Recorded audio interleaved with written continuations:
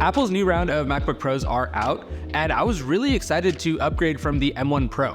I feel like I was really hitting a limit with the 16 gigs of RAM, especially in Final Cut Pro and Fusion 360. So this is the 14-inch MacBook Pro in space black with the M3 Max chip in it. I was really excited to see how this color looked in person. Like in the event video, it looked so good. In the box, there's a black MagSafe cable with a matching black USB-C connector, which looks good. I didn't really mind the white connector, but I can see why you'd want the color to match. There's also a 96-watt charging brick, which will get you from 0 to 50% in about 30 minutes, and honestly is the only reason I use MagSafe. It's really nice to have when you just need a quick charge before you leave. And you also get black Apple stickers, which is pretty cool. I never actually put these on anything, but they're still fun to get. I think I just have a pile of them sitting in a drawer somewhere. But getting back to the MacBook, this is definitely darker than the space gray, but I feel like it's not as black as it could be.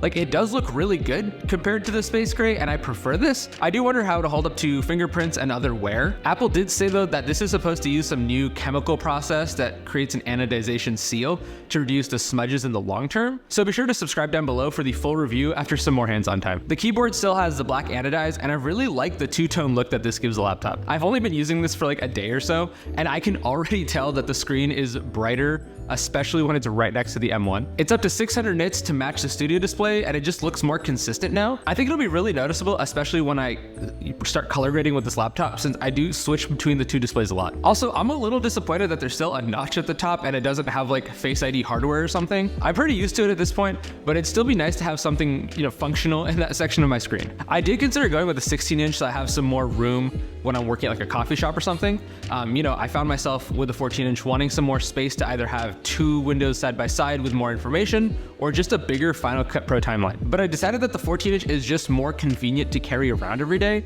especially since I also generally have my work laptop with me. If I didn't have that, I probably would have gone with a bigger screen. I'm really excited to start editing on this. Like I mentioned earlier, I'm coming from the M1 Pro with 16 gigs of RAM and upgrading to the M3 Max with 36 gigs of RAM. Not only will my experience with the RAM be better, but I should also get a little bit better of a battery life with the new 3nm chipset. But to be fair, the M1 Pro already felt like it was lasting forever. Even if it was exactly the same as my old laptop, I'd be perfectly fine with that. I'm just more excited for the power and speed increases that I'm gonna get. And for storage, I stuck with the 1TB SSD. I originally wanted to go for like 2 or 4 just so I can avoid having to use external SSDs when I edit, but I'm excited to get to testing this out more in depth. I have a few videos that I'm working on right now, and I'm gonna transition them over to this new laptop so I can get a feel for how the same project would perform under both scenarios, along with some other non-video editing stuff like Fusion 360. I'm working on this really cool 3D printed project, so be sure to stay tuned for that. But thanks for watching. Be sure to like and subscribe for more videos about tech, cameras, and making.